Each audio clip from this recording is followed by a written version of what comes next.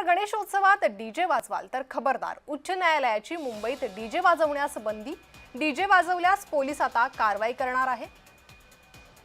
तर गणेशोत्सवात मुंबईमध्ये डीजे वाजवण्यावर बंदी घातलेली आहे। उच्च न्यायालयाने हा निर्णय दिलाय, त्यामुळे आता गणेशोत्सवात डीजे वाजवेल त्याच्यावर कारवाई होईल।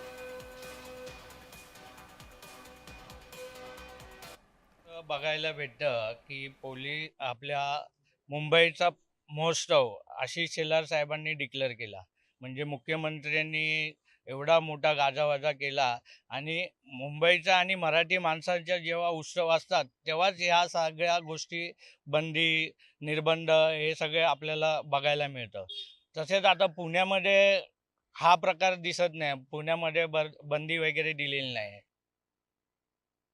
नाही, न्यायालयाचा आदेश पाळणं हे आपलं कर्तव्य आहे, पण राज्य सरकारला आमची विनंती आहे अशी की निदान काही मर्यादित कालावधीसाठी म्हणजे गणपती उत्सव, नवरात्र उत्सव हे जे काही सण आहेत ह्याच्यावर तर तुम्ही एकदम बंदी आणू नका। थोडीशी शिथिलता द्या, पण कार्यक्रम करण्यासाठी कुठेतरी थोड्या दिवसासाठी त्याचा वापर करण्यासाठी आम्हाला तुम्ही आम्हाला सहकार्य करा।